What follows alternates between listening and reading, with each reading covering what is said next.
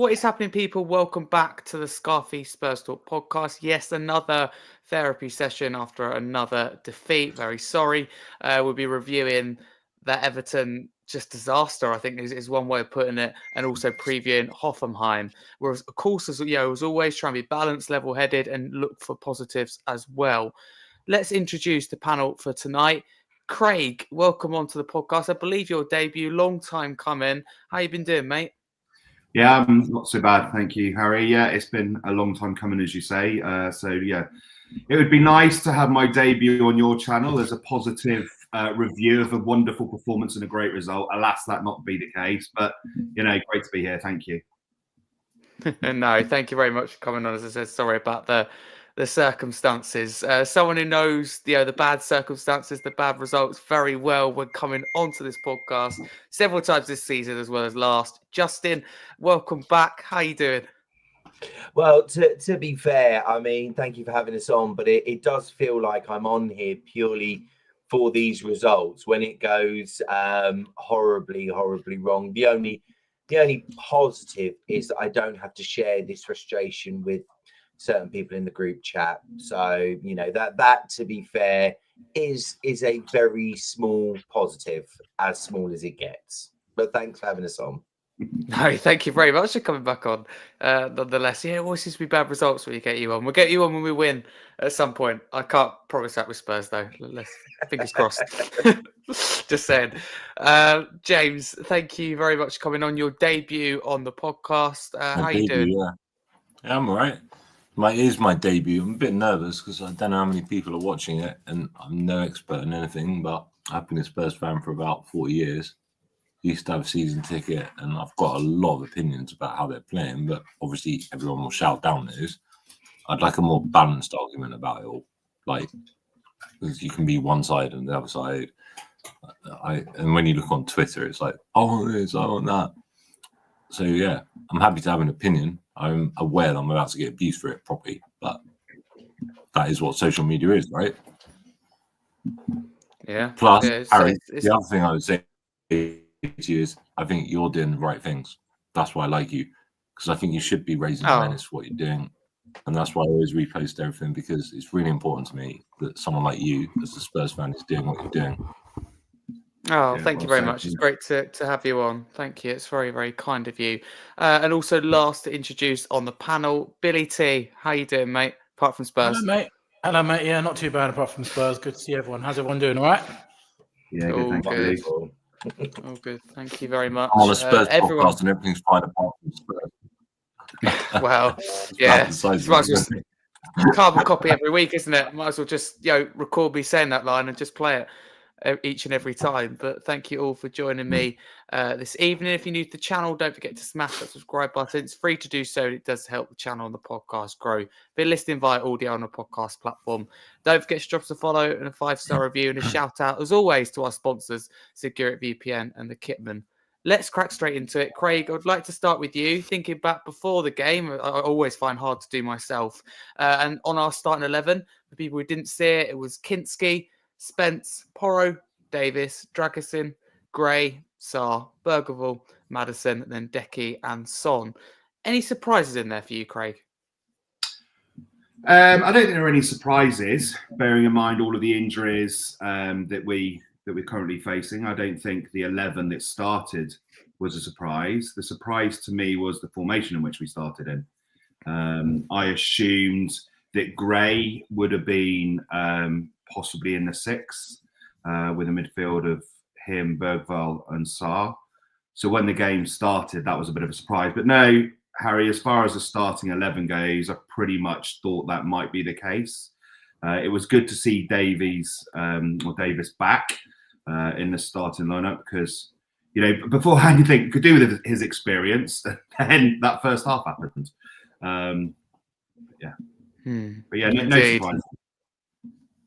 No, I'm with you on that one. No big surprise, really. We knew with the team news beforehand, obviously not long before, but we did know about Solanke. Rumours circulated; they were quickly confirmed. So I felt, not many players available, 11 senior players. So yeah, I'm with you on that one, Craig. Billy, how did you feel about the lineup when it came out? Anything you would have done different with the limited tools that Andrew's, ultimately given? No, not really, mate. I think it's just about finding 11 fit players at the moment, isn't it? I think, I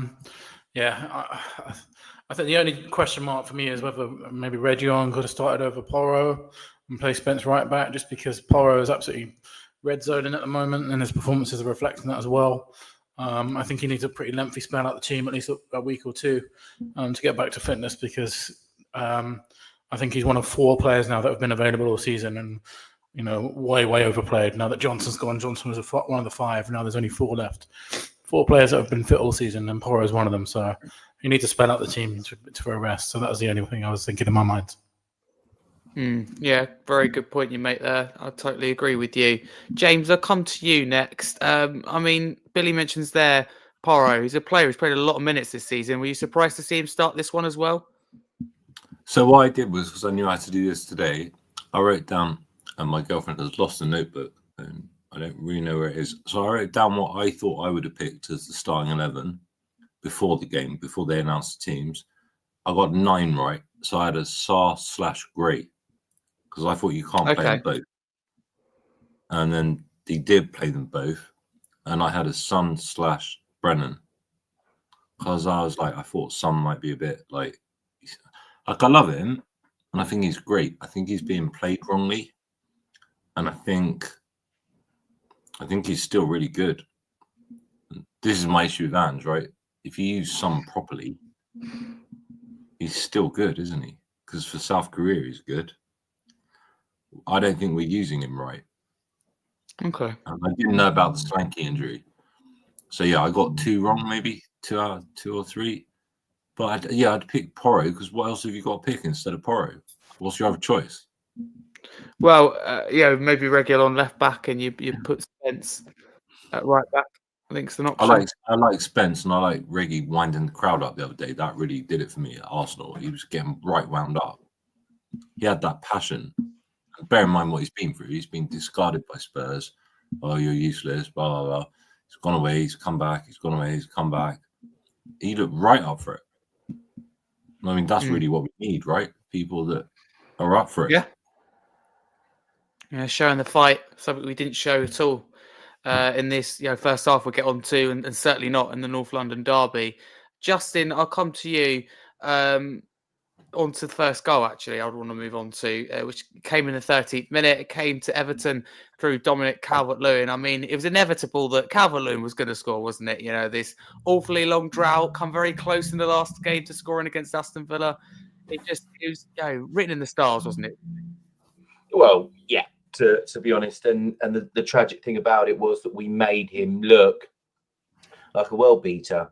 We just couldn't deal with him, even though so many other games, people learn how to deal with him, make him ineffective and things like that. And we made him look absolutely fantastic. So, yeah, it wasn't a shock. I think what was more a shock was just the shambolic defending that we decided to put out to try and sort of stop it. I mean, why we decided that without any practice or having a full sort of set of centre backs, we decided that we were going to go 3 at the back. That just made no sense whatsoever. So was I surprised when I saw the stats? I knew Calvert-Lewin was going to score. It was pretty obvious, and he didn't. Okay, it was a good take, but he shouldn't have been able to get his shot away. He shouldn't have been able to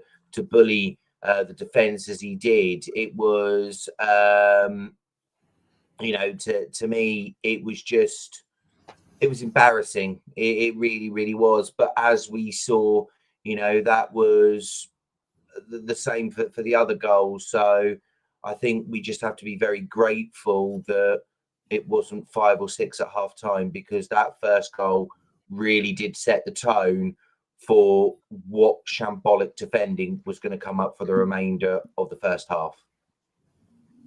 Absolutely. It went from bad to worse, didn't it? But quickly run through the Everton lineup to have a bit of context, and if anyone didn't see it as well. Pickford, Mikalenko, Brathwaite, Tarkowski, O'Brien, Mangala, Gay, Lindstrom, Decore, and Dye, and Calvert-Lewin. That was David Moyes' second lineup in charge. Billy, on that first Everton goal, do you think Papa Matar has got to do more for you in that situation? Yeah, I think so. And again, it speaks to what we were talking about earlier, mate. I think he's another player that is just absolutely ran into the ground at the moment. I think he's on a poor run of form. If you think back to the beginning of the season, he was excellent. And it's just what happens when you can't rotate your players, or you don't rotate your players, or you don't buy players that you can rotate with. And this sorry situation that we're in, players like Sarr, who is, an excellent player, but he's been in pretty poor form in the last 3 or 4 games, and I think it's another mistake that's cost us. Absolutely, it certainly did. Craig, how do you view that first Everton goal? Is it poor from us? Is it just a good goal from Everton? Well, firstly, it's poor from us. Billy's absolutely right. Sarr is, he's played so much football. He's playing in a position that requires unbelievable levels of energy and work rate. And because of injuries, because of suspensions and other things, he hasn't been allowed to be rotated. So, whilst at the time you got your head in your hands, you can kind of forgive somebody that has been an ever present and is exhausted. But there was a mistake, and then what transpired after that mistake was just almost a comedy of errors from the defence. Whilst Calvert-Lewin did have an element of skill, he turned our Gray and Dragusin inside out before he then put it past Kinski. So I think the goal could have been prevented quite easily. I thought Calvert-Lewin did well enough, but we really gifted him the opportunity with him, as I say, a bit of skill, turning them inside out, but really atrocious defending as far as I see it. Yeah, totally with you. A lot more that we could have done, but at the same time, I think you can get that balance of going, look, we should have done so much better, but also credit Everton, Calvert-Lewin, nicer work goal. So, yeah, I'm totally with you on that one. James, how do you view that first goal of the game, which did go to Everton? I mean, Craig says there about just being a total mess, a comedy of errors. Do you feel that way as well about that goal? Where's the notepad? I was just asking my girlfriend where the notepad was. So we went to the pub yesterday. It was before the game, and I wrote down my team. Then Dave published the team. I was like, all right, I got 2 wrong. And then I drew a picture of the formation that I thought. And then looking at that team, it didn't make sense. So I was like, you can't play Sarr and Gray. You've got to move someone. And then you got Son. So now essentially Son's the striker. That doesn't make sense. Then you got Kulu, and he's going to play on the right or whatever. And I drew a picture of it, and I said, this doesn't make sense. And then we watched the game. I was watching the defenders. I was looking at the line, right? So you got 4 of them, allegedly, maybe 3. I'm not really sure what the plan was, but they're all over the place. Like one's coming up. And the whole time I'm just thinking, what are they being trained? Because when you've got people running at you, there were often situations where you got 2 of them. I just don't get it. Like I want to get it. The Everton first goal in particular, did you think that team selection had something to do with that goal? You talk about Sarr in particular in that midfield? I think it's our defending. I just think it's woeful. And I don't understand it, because if I'm a dickhead, sorry, I'm not that swear, but if I'm a person sat in a pub, right, I have a carvery, I had a couple of bits. If I can see it, how on earth do they not see it? Because I'm seeing like Sarr running out, Gray running out. And I think Gray is the scapegoat here, right? Because he was at fault for, I think, 2 of the goals. But that's not his position. He shouldn't be there. That's what I don't get. That's the in-out conversation, is why on earth have we got these players all playing in the wrong place? I don't get it at all. That's okay. We'll get on to the answer discussion a little bit later. Justin, I'll move to you for the Everton second goal, which came on the half-an-hour mark. And it's from Ndai. This goal came through. I mean, it's a really good solo goal, isn't it, firstly? But, Dragusin has to do better, doesn't he? Let's be honest here. Well, I think, to be fair, it isn't just him. I think it's the midfield as a whole, because it almost looked as if... Moses had sort of should be given an assist, the way that the midfield and everything should have just parted and just allowed for him to run through, because to me, it was just embarrassing. It really, really was. And bearing in mind, this is a guy, obviously you're talking about Dragusin in terms of getting closer and trying to shut him down, but I don't even think it should have even have been able to get that far. I mean, he had so much space and so much time on the ball to run into that I was almost just looking at it going, you know, where's everyone gone? It was only really that I was critical of Dragusin when it came to actually trying to stop him. But leading up to that point, I was like, well, why are we actually getting to a point where he's been able to go so far forward, you know, and allowed to get into that position? Yeah, okay, Dragusin should do better. But as we've seen, in terms of him, you know, he is somebody who needs leadership. That is my view of it. He is someone who needs leadership around him, and the only leadership he's got is an 18-year-old kid. And then he had Ben Davies back, who he shouldn't even have started the game. You know, he should have been continued with the 4-4-2 and gone with that. But it was a good goal. Yeah, you can't take that away. But it was just shocking from the moment he got the ball to the moment he hit the ball hit the back of the net. Yeah, nice summarised. Craig, do you agree with Justin? It's Can I both. ask a question? Can I ask a question, Justin? What would you do differently with him? In terms of which one? So when you say like there's no leadership, what given what we've got and people are injured, how would you change that given what's available? Well, based on that, Son would not be captain. Son would not be captain, because I look at Son as someone who is a good footballer, but is not a captain. He's not a leader. He's not somebody out there that is going to get aggressive and start, you know, telling people that this is not acceptable, you know, whether it be, I mean, it's crazy to think we're seeing better leadership from two 18-year-olds than people in their mid-20s, late 20s, early 30s. You know, that to me is just unacceptable. So, you know, that would be where the key, I think, is that Son should almost have that, because the moment he's been given the captaincy, he hasn't been that good. You know, if we think about it, the moment he was given the captaincy, from the moment that Ange walked through the door, we had that 10 games where he was okay. And then after that, he's been very, very sporadic in terms of what he does. So, you said about Ben Davies, you don't think Ben Davies is someone that could be like, I've got a bit of experience, I'm an international? I think the problem with giving it to Ben Davies is twofold. The first one is the fact that he only came back from an injury fairly recently, so he shouldn't have been thrown back in. I mean, the fact you were throwing him back into a situation, into a defence that nobody has played, and certainly he hasn't, and none of that back three had at all. And also, as well, the problem you've got is the likelihood is I don't think the club are going to extend his contract. So giving him a captaincy in terms of from that perspective kind of defeats the object, because you're really only doing it from a short-term perspective. I think the club now needs to, and Ange needs to turn around and accept that whether, I mean, the perfect choice for me probably would be Kulusevski, because I think actually he isn't afraid to tell players the way it is. You know, someone like him to get at these players and tell them that these performances just aren't good enough, you know.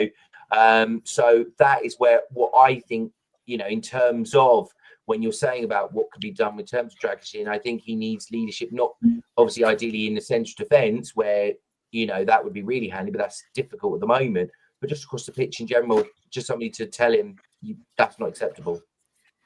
Yeah, okay. Thank you. I'm going to leave it there if that's okay, because I want to come back to the leadership discussion a little bit later when we talk about Ange Postecoglou. I want to come back to Craig and again ask him about that Everton second goal. How do you view it, Craig? Well, it was exceptionally well taken. That's the first thing. You know, if we're going to give credit where credit's due, you know, where he picked the ball up and then ran through and again drags it inside out before putting it, you know, left-footed into Kinski's right. It was a great fit. It was a great goal and a great finish. However, he could have been closed down earlier in the phases of play. Dragusin took 2 steps forward and then started to retreat, allowing him to run pretty freely into the box. And then he sold him with a shoulder, took it to his left and, you know, and hit the ball. I was actually in the stadium. It was right next to us when it happened. So he kind of saw it approaching. You could almost see what was just about to happen before it happened. So whilst a great run and a great finish, it was made exceptionally easy for him to be able to do that. You know, he didn't have to work overly hard to get the opportunity to shoot. And a great finish that it was. but it wasn't something that he had to work, particularly difficult. It wasn't a particularly difficult situation for him. Again, like the first goal, isn't it? Credit Everton, done well. But what are we doing from a defensive point of view? Yeah, I think you summed that up nicely. I don't think anyone knows the answer to that. No, that's the thing. Billy, the third Everton goal, just went from bad to worse, didn't it? Come in the 7th minute of additional time in that first half. Obviously, Dragusin went down, a lot of stoppages. That was one of them. It was a bit lengthy one. It's not much that Gray could do here, though, really. Obviously, it does go down as his own goal, but he's not the one at fault, is he, here? No, definitely not. It's one of those things that happens when you're in a bad run of form. You just get this kind of luck. And it summed up our last, horrendous run of defeats that we're on at the moment in the Premier League. Yeah, it's just absolutely no blame to attach whatsoever to Gray, who I think has been absolutely excellent in the situation that he's been put into. Just sums up our horrendous run of luck at the moment, I think. It certainly does. Is it luck, though, Billy? Is it luck, or is it just bad management? I think in general it's bad management, but I think that goal was bad luck. Yeah,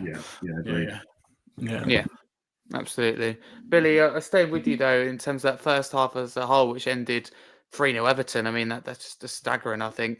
Did Ange get it wrong? It's fair to say with that back three. Should he have ever gone with it in the first place? Easy to say now. Do you know what I don't get right? In hindsight, obviously he got it horrendously wrong for this game, but Ange has been, wed to this formation. A lot would say to a fault, and then he's decided to go back on it and change it. In a very, very chaotic period, which to me kind of speaks to the fact that he's desperate at the moment, probably to change something, to try and get something. And I just find it strange that after all the, 30, 40, 50 games that we played under Ange, this is the one time that he's gone to a back three, and it's our probably lowest period. And it smells to me like a desperate move, and not something. He's banged on loads of times how he won't change things about his formation. He's made tactical tweaks. Don't get me wrong. He's made tactical tweaks, game by game. I'm not one of these believers that thinks and is too stubborn to change things, because I think he does make changes, but we haven't seen him change formation once. And I'm a little bit surprised that it came in this game, because I don't know, for someone that's been so strong about sticking to his principles, it just seemed a little bit desperate to me. 100%. Yeah, with you on that. Thank you. Justin, how do you view that first half? I mean, I would say try and find a word or two to sum it up, but it might not be appropriate for, some members listening to the podcast. I've got a couple. Same as. Embarrassing, shocking, gutless. I couldn't. I mean, when I saw that he had decided to, because obviously I know we're going to get on to Ange in more detail, and we're going to get onto the board and things like that, but there's certain things that I find really frustrating, and I genuinely can't get my head around in terms of what we're seeing with regards to it, because there are certain players that we're turning around and saying, they're dropping like flies, they're playing too many games, we're rushing them back. Well, Ben Davies, for a start, has been out for a ridiculous amount of time. We don't play 4-4-2, and then all of a sudden we play 3-5 or 3-4-3, and we put him straight in. Why are we doing that? Why are we not just feeding him back in? That surely is going to mean that he's going to get injured again. It's just ridiculous. When you're looking at beyond that, and you're looking at the fact that we've got a striker on the bench, that we turned around and we said we weren't going to loan out because he needed to play. He was going to get game time. And yet, when our top striker is out, we don't give him any game time at all. We've got Maddison playing in a left wing, which he does not do. That is not his position at all. And yet we've got Mikey Moore, who in theory should be fit. He played some minutes against Tamworth, so I don't understand why he couldn't have played a few more minutes. You've got Region, who, he won't play regardless of the fact that he is a left back. So, I do get some of the frustrations, but I do sit there and think, well, you're not helping yourself, because the club are clearly not backing you in terms of bringing these new signings that you've desperately craved for and hinted at so many times. It's even disturbing at this point. And on the other hand, you're either rushing players back or you're not actually using the opportunity when there is there to give them a break. So it seems bonkers. But then that first half to me, I think just summed it all up. Bad formation, playing the wrong players, and we got what we deserved. And it was funny enough how in the second half we went back to normal formation, and sure enough, we played better. Yeah, we certainly did. I think Ange got that wrong, and I think he acknowledged it after the game. Just about. I think we obviously will hear from him in a little bit. A little clip for you to play. Craig, in the at half time, we brought on Richarlison for Dragusin. Were you surprised to see just one change at half time? I was myself. I know obviously not a lot available, but I thought we'd see maybe 2 or 3 changes. Yeah, I did. I was convinced that he was going to make a wholesale change in the second half, and I think that was what was needed. Earlier when we started off this conversation, Harry, we talked about the starting lineup and were there any surprises. To me, there weren't any surprises. There was just disappointment. So we know that Richarlison has been away, injured for a long period of time, and has taken a while to rehabilitate. But the fact he has been on the bench, came on against Arsenal, meant that we knew that he had some level of fitness. So I would have preferred to see him start. So it was good that he came on for the second half. But for me, it was too little, too late. We know that he got the wrong setup in the first half. So yeah, I completely agree. As Justin was saying, having Maddison playing off the left just seemed quite crazy. Then he moved Richarlison to the 9 position, then pushed Sonny out to the left, so it was more balanced. But we all know that Sonny's wildly out of form, unfortunately.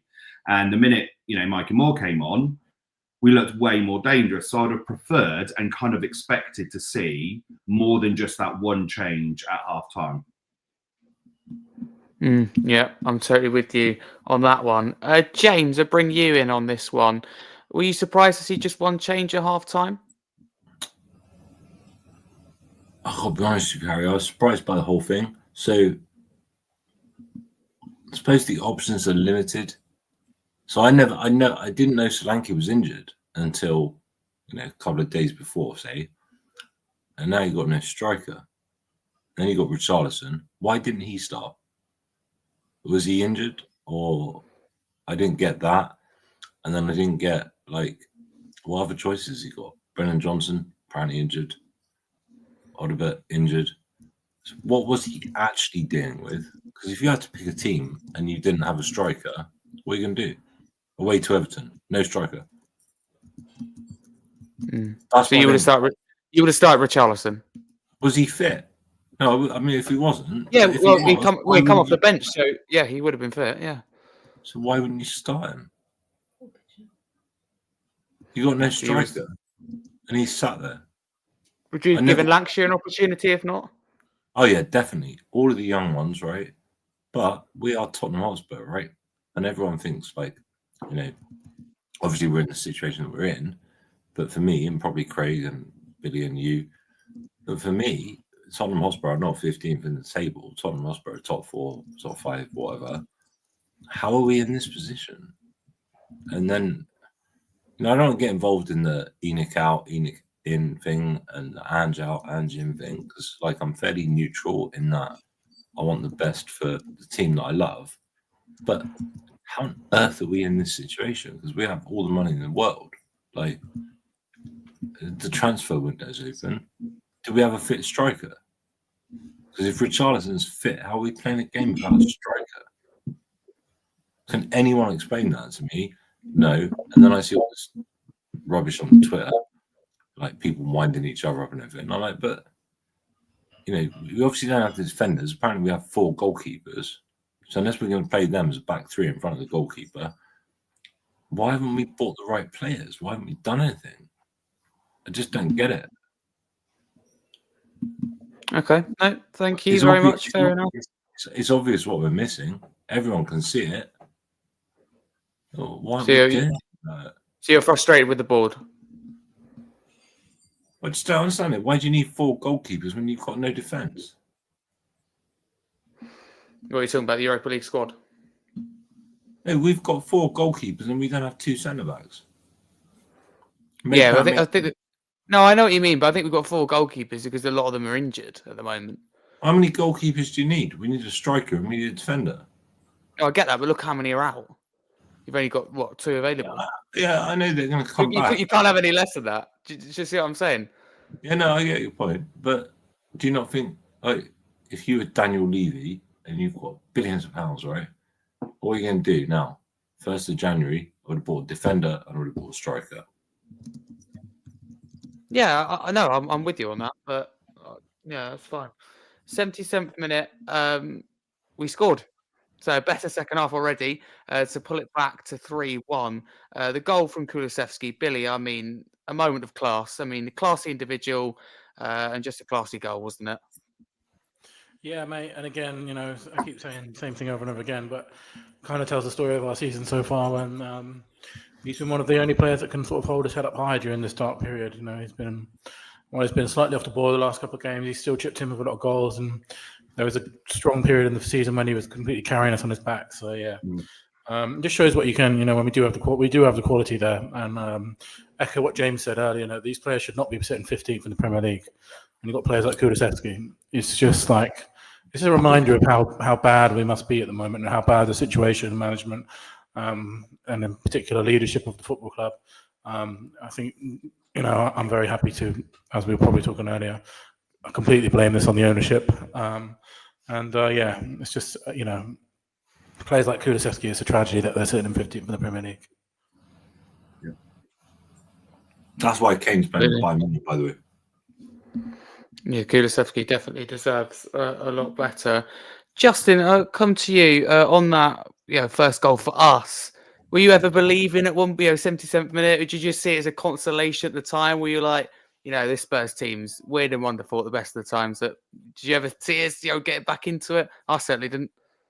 No, I just saw it as a goal that tragically deserved so much better credit, because it was a fantastic goal. It was a goal that chipped about 3 or 4 Everton players and just nestled beautifully in the back of the net. I mean, why did it have to take to that point for us to turn up? Because it was almost as if the moment that we had Richarlison and Mikey Moore on the pitch, a bit of energy, a bit of excitement out there, and a bit of almost trying to create a bit of chaos for Everton. We then turned up. We then actually made a game of it. And it's like, well, to me personally, Mikey Moore, we see it at other clubs, if you're good enough, you play, I mean, I can guarantee you this, Lamine Yamal would not be playing for Tottenham because we wouldn't trust him. We wouldn't trust him. It's he's too young, we can't trust him, and what have you. And I just sit there and I think it's absolutely ridiculous. But great goal. And then obviously, we did make it interesting with about a minute to go. Good old Spurs. Love to do that, don't we? Make it interesting, make it tight. Yeah, it's 100%. Billy, I'll come back to you. Do you think we were a lot better in that second half? Obviously, I don't think good enough overall to get anything from the game, but you'd say we were better? I mean, we couldn't be any worse, could we? Yeah, definitely better. And I think Mikey Moore was the player that made all the difference, really. And it's finally we've seen a winger that can actually take a man and beat him, which we've not seen. We've seen very few times this season. The profiles of our wingers are not players that can take on a man and dribble past them. Mikey Moore is an outstanding dribbler. I also just want to go back to the goal for 1 second. I thought it was a really good play from James Maddison, of course, who again is getting plenty of critics at the moment for his performances. Personally, I don't think he's been starting enough games for us. I think, as the goal showed, he's our most creative player probably. I think he's our second top scorer in the Premier League, and he's been dropped quite a lot lately. I think I do like him. Yeah, I do. I like Maddison because I just think when he's playing well, we play well. So I think he's so important to us. The reason I like him is because he does things that we are massively lacking of when he's not playing, like the creative and the goals, and there's someone who even he's always taking shots and things like that. I think a lot of our players are too happy to pass it around the box, but at least Maddison has a go. So good play from him as well. But I don't think he was good enough for the whole game. And in answer to your question, we did improve, but certainly didn't improve enough to warrant a result, I don't think. Yeah, totally with you on that one. Craig, bring you in on this. The last goal of the game, the fifth. I mean, there's always goals that Spurs are involved in. This goal from Richarlison against his old club made it 3-2 in stoppage time. I mean, wonderful cross, wasn't it, from Mikey Moore? Just showing what he's capable of. Would you say, Craig? Sorry, Harry, can you just say that again? My sound completely That's went. all right. No, that's all right. No problem at all. Just talking about our last goal, our second goal of the game, the fifth of the game. Mikey Moore, that cross, it was amazing, wasn't it? It just shows what he's capable of. Very high ceiling. He's a fantastic young talent, isn't he? You know, he's in every game that we've seen him play, he's created something. He seems to lack any kind of fear. In spite of his illness and being away from, the game for a number of weeks, to come on and to play with the level of confidence that he did is remarkable. And his passing is phenomenal. And that cross to Richarlison at the back post was just tremendous. He's a real talent, Yeah, he absolutely is. James, can I get your thoughts? Not on anything else, on this Spurs goal in particular. What did you make of it? Which one? Our last goal of the game. So that final goal from us in stoppage time to put it back to 3-2. What I thought was, for the last 10 minutes, we could have ripped any team apart, like we did with Man City away, like we did with Liverpool, sort of. But there's no point doing it for 10 minutes if you're already 3-0 down, right? That's what I don't understand. So if we've got that in us, it seems obvious to me. Well, we've beaten Man City away, we've beaten Man United away, we've beaten Liverpool at home. I think we're probably the only team that kept a clean sheet against Liverpool. And then you get the thing about Ipswich and Crystal Palace and all this stuff. So there's obviously a huge inconsistency there, but they're the same players. So what is going wrong there? That's what I'm going to get to the root of. It's a mentality thing, isn't it? Now, that's not Levy. Because these players can beat Man City 4-0 away, but they can't win at home against Ipswich. That's what. Do you think there's a mentality for you? Well, I don't know. Like, I listen to our opinions, but I mean, how can you beat Man City 4-0 away and then lose to Ipswich 1-0 at home? But what do you put that down to? I think it's they bigger than their boots. I think they're turning up. Like, yeah, we're going to beat Ipswich at home, which obviously we all think, right? If you're playing Ipswich at home, you're going to win that game. No one expected us to beat City away. No one expected us to beat Liverpool. But we do that. But the games you're expected to win, we lost to Palace, we lost to Ipswich, we lost to Forest, somewhere in between. We lose the games we're supposed to win and the games we're not supposed to win. So that's got to be a mentality thing, surely. Yeah, no, I think you make a good point, but thank you very much. Billy, Mikey Moore, he's got to start more games, isn't he? He's ready. I think he's proven that. Oh, God, yeah. And it just really showed what we've been missing for the whole time that he's been injured. I think that's our biggest problem area on the pitch at the moment, our wingers. We don't have, I think we're missing quite a few different profiles in the wingers. And obviously now most of them are injured. We've got Odebear injured, Werner injured, Johnson injured. Son having to play striker, Kulusevski having to play right wing when he's been excellent essentially. So it's it's much needed. And if there's anything which we need as a fan base right now is something to get excited about, because God knows it's dire at the moment.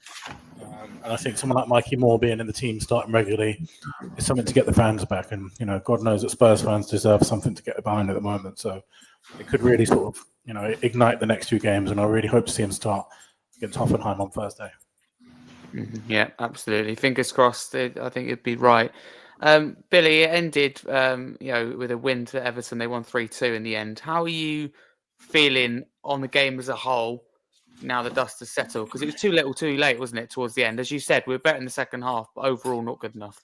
Yeah, it was a bit of a strange game because I was thinking at half time, I was thinking there's absolutely no way that he can possibly survive this. 3-0 against Everton. Ostensibly one of the worst teams in the Premier League. They just sat their own manager. I know they got David Moyes in, but they're an absolutely dreadful football team. Let's make no mistake about it. 3-0, it's sackable. I don't think the two goals changed a lot, but probably just about kept the heat off enough that he was still in with a job. And it would not have surprised me if he'd have been sacked after that. But I just think we're in such a strange place at the moment. I think, and I know we'll get on to talk about this a lot more in a second, but it seems like they're signing to stick with Ange, but they're not giving him any transfers. I don't really understand what's going on. So, they're not sacking him after a performance like that and a dreadful run of form, but they're also not signing him any players. So I'll be honest, mate, I have no idea what that result means.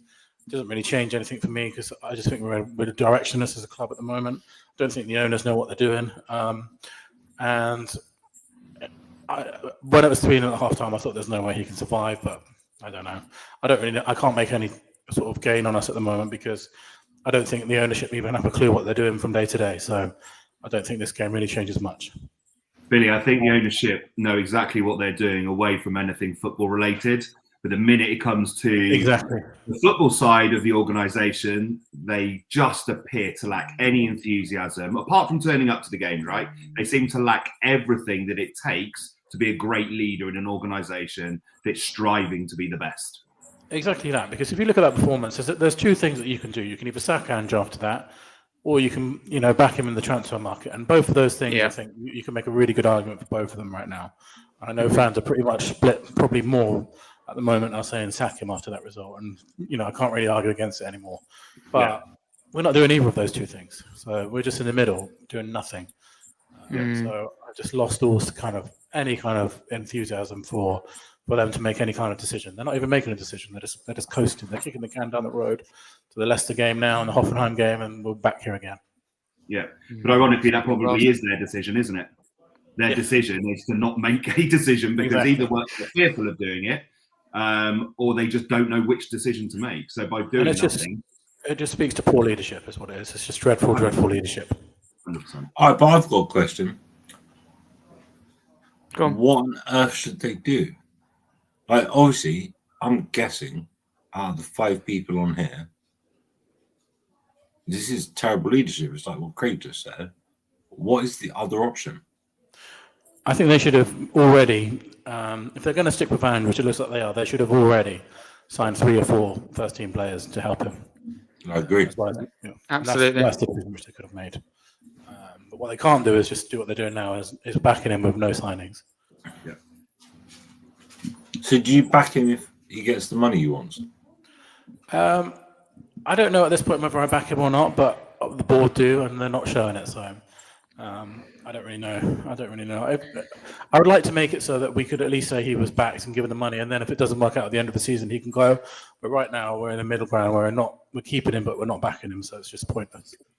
Yeah. James, to answer your question as well, I personally feel the same as Billy and Craig do. We get to Justin in a minute, he might feel the same way. For me, it's either or. As fans, we're not going to have a problem with either of those things, but there shouldn't be any middle ground. There shouldn't be any in between where we have Ange, but we're not going to sign any more than an outfield player in a window. It just we knew what we needed coming into this window. Well, we knew in the summer, and we haven't done it. So I just feel you go, all guns blazing, you go like his system, and you get behind him. Or you look for the alternatives and get rid of him. But we're going to do an in-between, and we'll probably make a decision on his future towards the end of the window. New manager comes in, the January window, chance to bring players in is gone before you know it. So that's what I said I to feel you. frustrated.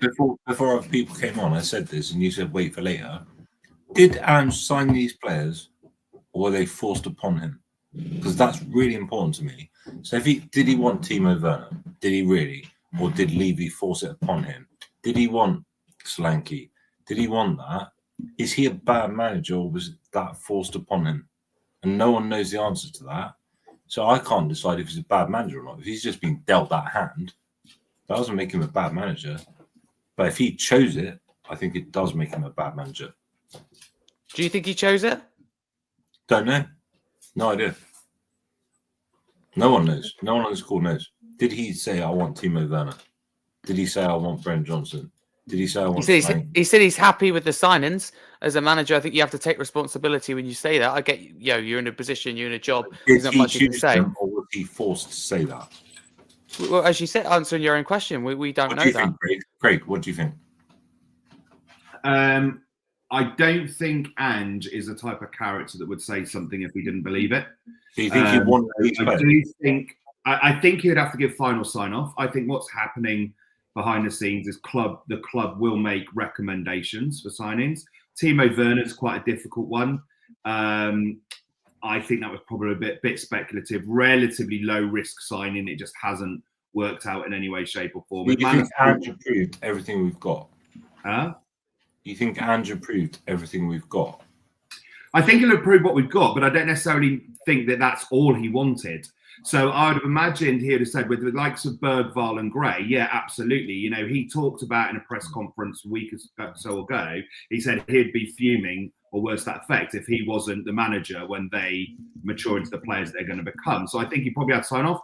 But I would imagine, and if I were a betting man, I'd put a wager on it, that he would have also wanted to see more experience come into the team in the summer, and certainly now in January, be able to support the first 11, whilst those young players learn, mature, develop. So in 2 or 3 seasons' time, they can then take the mantle and be the starting 11. What I can't imagine for 1 second is he had any aspiration that Gray, Bergvall would be, you know, in the starting 11 for the length of time that they have been due to the injury. So I'd imagine he signed off every player acquisition, but I can't imagine for 1 second that's all he wanted. That would have been part of a wish list. That seems fair. So he wanted more, he didn't get it. Then he's been dealt that hand. So at that point, you've got to judge him differently. Because if I got dealt that squad of players, what are you going to do with them? You got Archie Gray playing. I saw 2 goals yesterday against Everton where Archie Gray was at fault, but that's not his position. And I thought that was really unfair. Yeah, agreed. Totally with you on that one. I think you're absolutely spot on. Justin, are there any positives to take despite the defeat, you know, despite where we are in the table and all our struggles and negativity surrounding the club right now? There's always a positive somewhere, I believe. Well, it should be. I don't know about which players. I think there's probably 2 or 3, but that's really scraping the bottom of the barrel. You know, I think we sort of highlighted in terms of Mikey Moore. You know, I think he is somebody, you know, we have got some good players that we can build around, but what we've done is we've built around them with rubbish, you know, in terms of that. When you look at the likes of Archie Gray, Lucas Bergvall, Mikey Moore, players there that I think are of top quality, and then we're just putting them alongside the likes of Timo Werner, Ben Davies, Sergio Reguilon, you know, players like that who either are not good enough or can't be bothered, you know, and are almost probably viewing it as, well, I'll outlast the manager and I'll wait for the next one and I'll deal with him. I mean, you know, let's be brutally honest. You know, we can sit here and say, did Ange approve the signings? We've seen what happened when you don't approve the signings. You know, you get sacked. You know, we saw that when Antonio Conte came out with his rant against Southampton. We saw that when Mourinho didn't get Skriniar. You know, we've seen this time and time again where managers have gone against the ownership and basically have bitten the bullet. And to be fair, I think the reason they're keeping with Ange is because if they do sack him, then they have to pay him 12 million quid because obviously of what's left on his contract. They also then have to admit they failed. You know, this was a long-term project and they failed. And they also then have to find somebody who's willing to put up with them, because ultimately I don't get who else. There are people out there that will take the job because they'll get paid and they'll get sacked. It's almost the equivalent to Chelsea, but without the trophies. So someone will take that job, but it will either be somebody in the summer. So we'll have Ryan Mason till then, which is amazing, or it'll be someone who's out of contract because they just won't pay the money to get them in. What would you do if you were Daniel Levy right now? What would you do in terms of Ange's future? Well, first of all, I'd sell up. If you're asking me what if I were Daniel Levy, I'd sell the club, you know, and I'd apologise for 24 years of absolute, you know, embarrassing football scenario that we've put in. I mean, obviously, you could perhaps maybe argue that for a fair chunk of it was put towards the stadium, but since the stadium has been built, since we've had regular 60,000 people plus going into games, you know, what we're seeing is completely unacceptable. To be in this position where we've got a cash cow in this stadium, you know, the ENIC have bought an extra, they put an extra few percent in terms of their ownership of the club. You know, there was more money that was then made available in terms of the transfers, and yet we can't even compete business-wise with the likes of Liverpool. Now, that isn't a criticism of Liverpool as a whole. Liverpool have a similar budget in terms of, you know, what their turnover is and things like that. So you do have to sit there and think, well, where does that money go? And, you know, clearly 90% of it probably goes in their pockets. And in terms with the Ange situation, the club needs to make a decision. If, you know, they've got, what is it? It's the 20th day. They've got 11 days to decide, are they going to back Ange or are they going to sack Ange? Because if they're going to back him, they do it now. They go and get these players that, you know, and this argument, oh, you can't do business in January. Well, that's rubbish. We've seen City do 3 in the space of a week almost. And we have proven it because we brought a summer target forward, you know, to get him in. And yeah, so there are players out there. Business can be done. It's just this club can't be bothered. So they've got to decide where they stand with it themselves. I think if I was Daniel Levy, if you're going to hang your mast on keeping with Ange, then you go out there, you get the 3 or 4 players that you have embarrassingly left him short of at the beginning of the season, or you sack him, get somebody else in for the summer, you know, and then review it from there. But I pretty much guarantee they'll do nothing until after the window's finished, when we're out the FA Cup and we're out the Carabao Cup. And then he'll sack him and it'll be Mason to the end of the season. That looks increasingly likely to happen. James, I know you have to jump now. Thank you very much for coming on. Where can people find you across social media? Well, you got the Twitter thing. I'm not really I just go on Twitter for Spurs. Like, none of my friends are allowed on it. I've met you, Harry, and I think what you're doing is right. And I see what Craig writes, and I haven't met Billie before, but that's all I'm on it for. I'm not trying to get anything about it, but we're away, so I've got to go. But I think you should all carry on doing what you're doing. I think we're lovely people. And when I see the angry people on Twitter, and I see someone like Craig, and I see Harry and Billie is probably one of the nice people.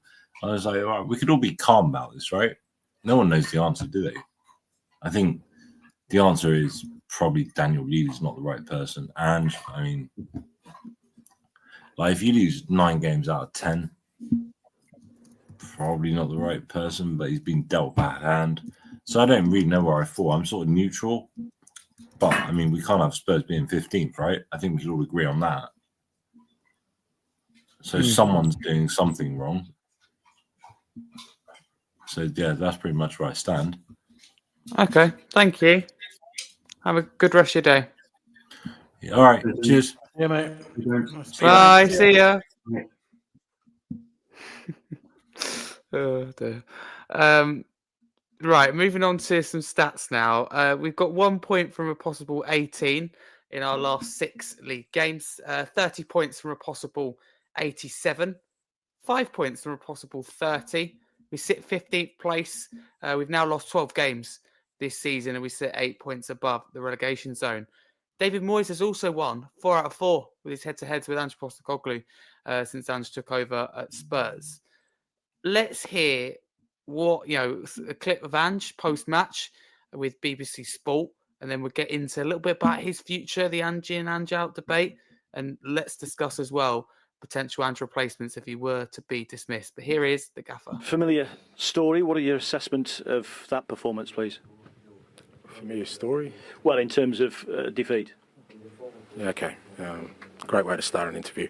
Look, it was a tough result for us, and we obviously first half we struggled to get control of the game. Obviously, made some changes in the team that probably weren't helpful in the end. Players kind of struggled to come to terms with it. Everton capitalised on it. But second half, the players put in the right response, and credit to them. But we obviously fell short.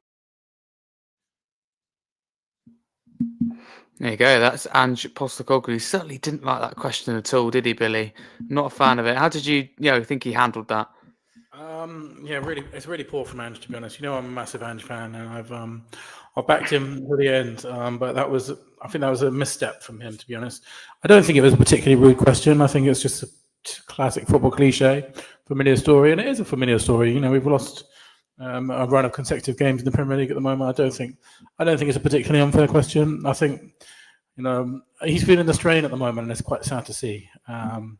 And I hope this isn't the end. I hope we can turn this around from here. I hope he can glean something from the rest of our season, because it is sad to see. I do respect him as a man, but that was a definite misstep for me. I think he was quite rude to the interview there. I don't think was doing a particularly bad question, very bad opening for that interview. Interesting. Just going through some comments in the YouTube chat from people listening live. Big up to Holly from Holly Hotspurs. Fantastic player, some fantastic show. She says, I don't even know what to think anymore. I can't get over him thinking playing 3 at the back was a good idea, but then not to change when it clearly wasn't working. It did take him a while to change. He should have done it a lot earlier. I'm totally with you on that. Regular David Clark, regular in the chat, said, notice he never looks a man in his eyes when being questioned. It tells a story about the man, and has got a stat here saying 12 Premier League games lost, and January hasn't even finished yet. So already in the chat, mixed opinions on Ange Postecoglou. So let's dive into it. Craig, I'll start with you. Where do you stand at this moment in time with Ange? Are you still behind him? To be honest, Harry, I just don't know. I just don't know. And there's a whole melting pot of reasons to why I'm completely undecided, which for me is unusual, because I was pretty decisive in my own mind about how I felt about Mourinho and Conte and, Nuno to a point. But with Ange, those first 10 games that we had last season, obviously, we were all extremely euphoric. I think we do look back a little bit with rose-tinted glasses in those first 10 games, because there weren't brilliant performances. There were some great results, but we dug them out at the end. Let's take Sheffield United at home being an example, with Kulusevski scoring in the final knock-ins of the match. So I know that under Ange, we can play some scintillating football. However, and it is a big however, that isn't seen often enough. And it's not just when we are in the crises that we are in with injuries and suspensions. It is also when we have our starting 11 out and we play against, you highlighted that Moyes has played against Ange a number of times and has never lost to Ange. There's a reason for that. We are easy to defend against. So the teams like City, like Liverpool, and United to a point, that like to press and attack, we have space in behind, and it kind of suits the Ange system. Those that sit back, we seem a little bit clueless on how to break down. Yeah. Now, where I am with it at the moment, if an announcement came out tonight or tomorrow that the club are parted ways with Ange, I wouldn't be overly gutted by it. I'd be a little bit sad and a bit disappointed. What I would like to see is given the club to really back him, over the next 11 days, to see some players come in that would make a difference to that starting 11, enable those that have been on the treatment table for weeks to get fitness back, and see how we fare for the rest of the season. That's what my gut instinct tells me, I think, but it is contingent on the club backing him this month. If the club don't back him this month, then I am fearful for him. I don't think he'll last the remainder of the season. Definitely. I mean, with these podcasts in general, I like to try, kind of keep neutral all these opinions, but in particular the ownership and the board. But I mean, what are they doing? No outfield player signed, and we're 20 days into the window at the time this being recorded. If that's going to be the way, you're not going to back Ange, you're not 100% sure for the long term, absolutely fine. But why is he still here? You've got to come to a decision. The window's going, running out of time, and the guys have all mentioned it. January is a tough window, but we've seen with City, for example, as Justin said, I think they're getting business done. Villa getting business done. West Ham today, big bid for Duran. We've got to start showing more ambition. They were sold the dream with the new stadium. I think it's time to see that level of ambition in the windows. I think there's a load of people responsible for our downfall right now, and I don't think it just does lie with the ball, but I think the club's a mess from top to bottom, and surely accountability. You do start at the top. So I think they've got a lot to answer, and they can answer it. In the 11 days left of the window, will they answer it or not? I'm not sure. I'm not Interestingly, West confident. Ham put in a bid, didn't they, of close to Duran. 60 million for Duran this evening, albeit it was knocked back straight away. But you can see that they've appointed Potter, and they're obviously going to try and strive to give him what he thinks he needs to help him in his season. We're just desperate to see Levy et al. Do exactly the same for Ange. Definitely. And I said off the pitch stuff, fantastic. But when it comes to football, I just feel like it's just a whole completely different story, and it hasn't been good enough. But they just got to come to a decision. It's not hard. It doesn't take tactical genius. It take nothing spectacular. Just need to come to a decision about what direction and who they think is going to steer the ship long term. Because as I said, the clock is ticking fast, and we're not going to move. We're not going to move from where we are in the table if you don't sign anyone else until players start to eventually come back. But they might get injured again, so you just can't rely on that. Billy, I know that obviously you've been massively behind Ange. I've been totally agree with you when you've come on here and said your things and that. But how do you feel at this moment in time? I know you said, like Craig has, you're not sure at this moment in time, and I totally get that. I feel the same after Everton defeat. But are you with Craig in terms of if he did go, it will come as no surprise to you? Yeah, you have to be like that, I think, in the form that we're in, the results that we're in. And I'm at a point now where, and what Holly says there is actually true, by the way. I do believe Beyonce is about to announce a run of dates in the stadium, which is great timing from the club as ever. I do actually, I'm less convinced than ever that Ange is going to turn it around from here.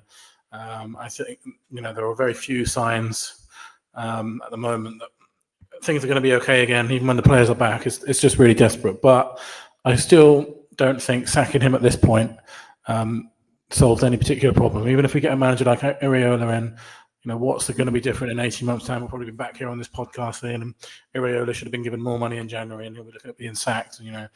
It's just we're in an endless cycle of sacking managers.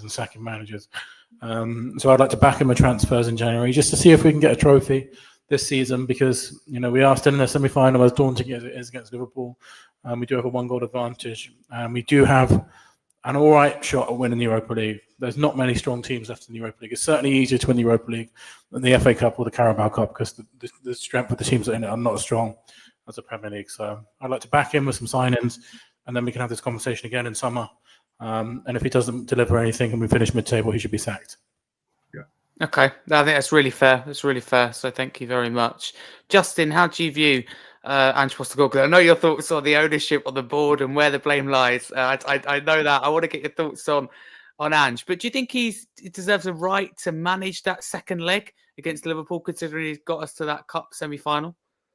I think it depends on the next 11 days, because the club, as I said, needs to make a decision. Because if they're not going to back him, we've heard today the rumours that obviously they want to get the right people around him, and that they want to bring players in for him. Well, they've done a terrible job of it, and they did a terrible job in the summer, really, because when you look at what they brought in the summer, Archie Gray wasn't meant to be into the first team, and yet he's become a mainstay because of the situation that we're in.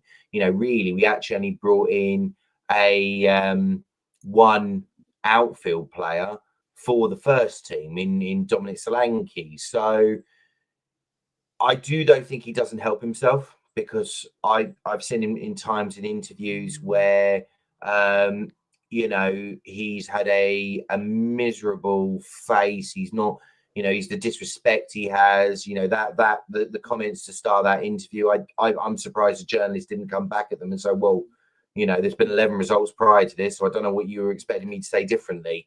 Because I don't think you're in that position, trying to turn journalists against you, and actually you probably need them on your side. It's a little bit of a faux pas, but the problem, I think, also as well, is that if they did turn around and they sacked him, I don't think Areola would take the job. I don't think Thomas Frank would take the job. I don't think any of the top ones would take the job, because you'd look at it and you go, why? Why would I take this job? And when you look at the people that we've taken in, because people turn around and said, you know, Jamie O'Hara turned around and go, well, we got Mourinho, we got Conte. We got Mourinho after he'd been sacked by multiple clubs, and it was a fantasy from Levy to get him through the door. You know, we got Conte because nobody else kind of wanted him at the time, and he was free. So the fact of it being is that, you know, we're kind of in this difficult situation where I don't think the club will sack him because, as I said, I think the money's going to be too much for them. But they're completely contradicting themselves in terms of, if you think this guy is right, then back him, because I have seen positives. I have seen the things he's tried to do and what have you. You know, he is trying to change the mentality of the club, but it's almost as if he is trying to, you know, roll rubbish uphill. I won't use the exact word, but I think you get the gist of it. You know, and you're looking at it and you're thinking, well, okay, people can turn around and say, and Chow, who's going to do a better job? Because I think it's the only thing you're going to find there is someone who just keeps in the Premiership. That's it. I think it's important to know what Jay just said as well. Tottenham haven't paid for a manager that's been in the job for 11 years. Like, Levy has not paid for a manager for a long time. Like, he always generally tends to choose managers that are out of job because they don't have to pay compensation. It's why, to be fair, there's been these rumours of Allegri. Yeah, exactly. He's out of a job. And we haven't paid for a compensation. And that, to me, is the part where I don't, you know, it makes me laugh when they say, oh, we can get these world-class managers. Well, yeah, because at the end of the day, they're looking at anything. Well, I get a payday, and you know, I can pretty much do a lot better elsewhere. I mean, you look at I think our last 3 managers, if I've got it right. One of them is 3rd in the Premier League, pushing for the title. You've got one that's top of Serie A, and you've got the other, okay, it's not single dancer, but it's 2nd in the Turkish league. You know, we're over 100 players that have left this club and won a trophy since we last won one. So you just got to sit there and think, it's all well and good turning around and saying that Ange needs to change and that we've got to back Ange and we've got to give Ange these things. Give him them. Don't just keep saying, oh, we need to back Ange, or we really need to support him with this. Do it, because if you don't, all you're doing is you're antagonizing the fan base. You're antagonizing, because the crazy part about all of it, when we normally sack a manager after 18 months, it's only really the hardcore fans who wear T-shirts like I'm wearing, or, you know, join protests or do the other bits like that. The general media don't give a monkeys. But because they're leaving him in charge, but not supporting him it's almost like it's highlighting the failure of the ownership to him. So would I like Ange to say, yes, I would, but only if the club are actually going to bring these players in the next 11 days. If it is a case of come 31st, deadline day, they can't bring anybody in, take him out of the equation. I don't know, bring Harry Redknapp in. Let's get 4th bottom and then reassess it in the summer when hopefully an American billionaire will walk along and go, yeah, I'll take it off your hands because you clearly got no idea what you're doing. But I think we all know that if he were to be sacked, he'll be Mason till the summer, and then it'll be over his free for the next, 18 months until he gets sacked. Indeed. Justin, what does it say on your T-shirt for people who are listening just via audio? So basically, can I also ask, where did you get it from as well? Oh, I made it myself. Basically, I actually made it myself. It's the Kulusevski chant. So it says, I don't care about Levy. Levy don't care about me. All I care about is Kulusevski. So literally, it's not difficult. You can just go on any sort of eBay, Amazon, anyone like that, and you just get them to write it up, and they will. They'll do it like that. And to be fair, anytime I do any shows like this or anything else, I will wear this because it needs to be made more and more clear that enough is enough. The fan base have been singing it. We saw it. We heard it briefly in the Everton game. We've heard it so much and what have you. But I do feel, and I can't believe I'm even saying, I mean, how tragic is it? With Hoffenheim, right? They're 4th bottom in the Bundesliga, and I don't know if we're going to beat them. We've then got Leicester at home, And I can guarantee that will be as toxic as anything with regards to it. So I don't know what to make of it. I mean, I totally agree with what you've put there with Holly and in terms of the Dallas Cowboys owner. I know there's been talk about that. There's been talk of a share going to the PSG owner, but obviously I think the terms weren't suitable. I know there was somebody else, American based, who was looking at it as well, and we know obviously Amanda Staveley was being talked about to try and broker some sort of deal with it, but ultimately I think she's now been pushed into building up for the Saudi Arabia 2030 World Cup. So whilst I do appreciate that there is this element of that there are probably people out there that are worse or things like that, I do sort of look at it and I think, let's not forget what Arsenal said about the Kroenkes, the protesting and everything else like that he did on a much grander scale than what we did. They're not complaining about him now. So this is something where, whether it be the T-shirts, whether it be the protests, whether it be, all these other bits and bobs, it might be that it actually needs to be made clear as day to this ownership that the fans have just about had enough. We have the highest season ticket prices. We've told the seniors to shove it. We're not going to be supporting them any further. We charge ridiculous amounts for all these different bits. As I said, I think I haven't double checked. I was going to look on LinkedIn myself about this Beyonce thing. But we've seen all of these different bits, and it's just like it is clear what the priority is. And sadly, it is not the football club, because to be in a position where you get as much money as we get through the door, right? And you can't compete on wage. You want to be a top 4 team, yet you can't pay top 4 wages.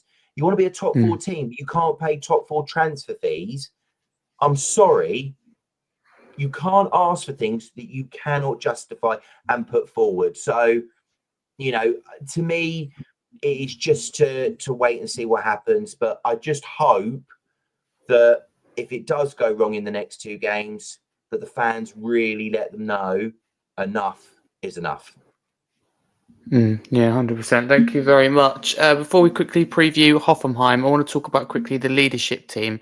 Craig, do you think it should be scrapped? Sorry, do you think it's been a disaster so far, and maybe crap, which I accidentally end up saying?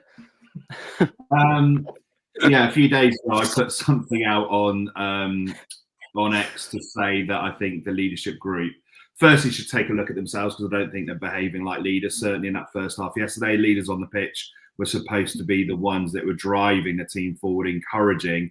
But actually, I find it's always the younger ones that seem to be doing it.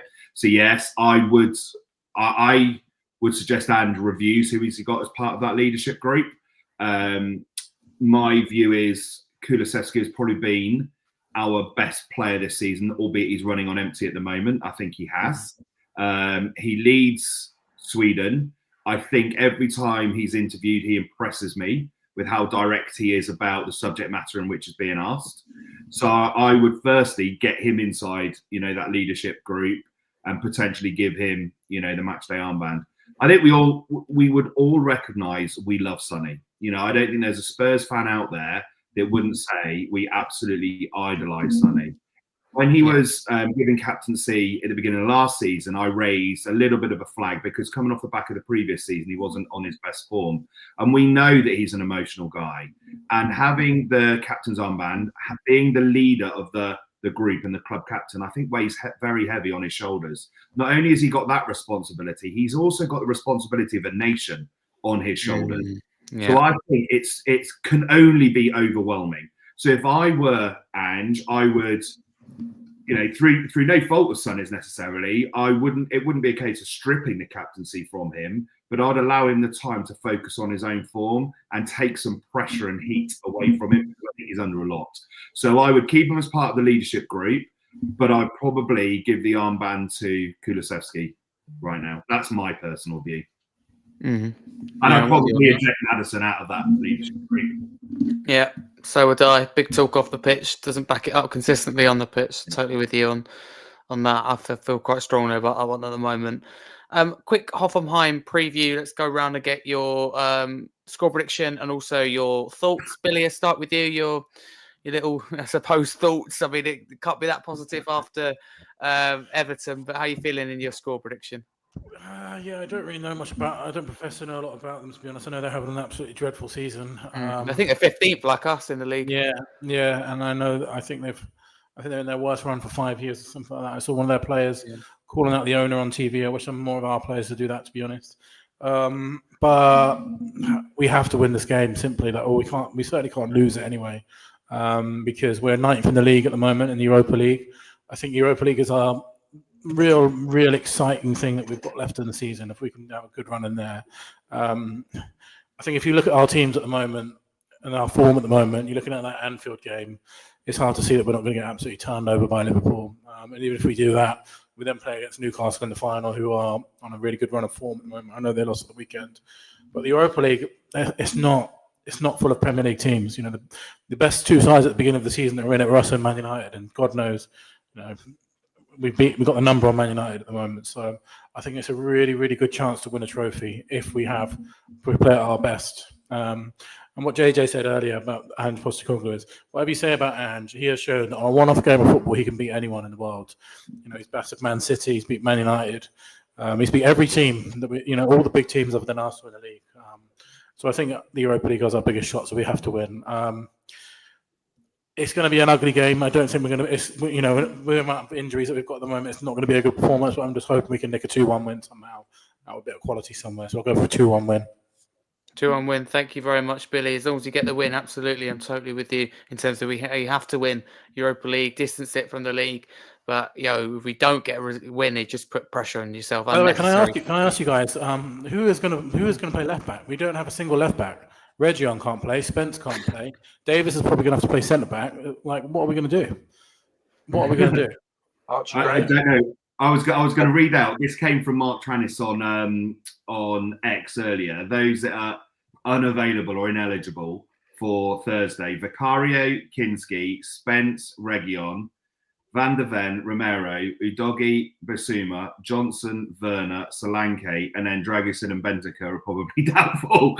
So Dragusin is out. We don't have a left back. What are we going to do if Dragusin's out? Well, wow. Archie Gray. Sorry, I thought they have to be centre back. No, I think what will probably happen will be Porro. If Dragusin, I think we'll have Porro right back playing his 3,000th game this season. Then we'll have Dragusin, right? Gray and maybe Davies, or Davies and Gray switch. I think that's the only thing. If Dragson's fit, if he's not, what do we do? What do we actually do? Basuma can't even play there. Basuma can't play. We let Dorrington go out. That's the thing. It didn't make sense to me. Nope. Wow. Maybe Werner. he can't play left wing. Play him at left back. No, he's injured. Oh, no. That's maybe not such a bad thing, to be fair. Gareth Bale in reverse, but no. God knows what that team's going to look like that weekend. And also, Forster seems to be out, so it's probably going to be Austin in goal, right? Yeah. Yeah, I thought Brandon Austin would be in goal. It'll be an interesting 11 and a really interesting bench. Indeed. Yeah, we all got the text, didn't we, that we're playing, didn't we? I've booked my flight, so I assume I'll see you all there. Yeah. Yeah. I also heard Levy said you can't claim it back on expenses either. Yeah, wow. Obviously. And you get no points. I've done my hamstring, so I can't play. I've done my hamstring as soon as I got the text. Oh. How many weeks? 6 or 7? 6. Oh, not another one. Not another hamstring injury. Oh dear. What do you think it'll be, Harry? What score do you think it'll be? Good question. I don't know with Spurs at the moment. As you said, Craig, and the others tonight, I find it's really hard to predict at the best of times, especially right now. I think it'd be tough. I think that they'll still be up for it, because they think they'd park it aside from their league form. But I'd hope that we could get a result. I'd hope that, because our younger players, believe it or not, I have absolutely more faith in them. I think they'll look at the likes of Bergevall, Gray, and I just think as long as they're in the team, Kulusevski, something can happen. I don't, senior players, Maddison, Son, for me, have been the ones that have been disappointing. And I'll go with 2-1 Spurs. I hope we can nick a win, because whenever there's a few questions asked to Postecoglou, we always seem to get that result. like Southampton, a prime example, where the pressure's relieved then for another couple of weeks, like Eric Ten Hag did with United. So that's what I reckon. But what do you reckon in terms of score prediction? I think it's going to be a score draw. Do you? I was going to go 3-2 Hoffenheim. Oh no! Oh dear. 2-2. Okay. You're going to go 2-2. Okay, interesting. So you've got a real mix in there. But no, thank you very much. I think this wraps us up nicely for this episode of the podcast. A good one, as always, despite the result. Let's go through the panel now and see where you can find them. Also thanking James, who left earlier. Billy, where can people find you? Billie T on Twitter, and thank you for having me on. It's been a pleasure, and nice to be on with Craig for the first time, and great to be on with JJ as always. And absolutely. Send me a link for that t-shirt, please. It will do, yeah. Yeah, make sure you do that. Craig, thank you very much. Solid debut, never in doubt. You're welcome back, absolutely, anytime. Where can people find you on the socials? Yeah, so on X at Panks_79. It's been a great debut. Thoroughly enjoyed it. Great to be on with you, Harry, as ever, and with you two chaps as well. Been thoroughly good. Thanks, Billy. Thanks, Justin. Much enjoyed. And Harry, keep doing the fantastic work you're doing. You know, advocating all the things that you are. Saw your news clip the other night. It was absolutely superb. You know, for a lad of your age to be achieving what you are, it's admirable. I certainly wouldn't have been able to do it, you know, at your age. So, you know, keep doing the good work that you are, mate. Oh, thank you very much, Craig. As always, you're welcome back anytime, as I said. No, really appreciate that. It's very, very kind of you.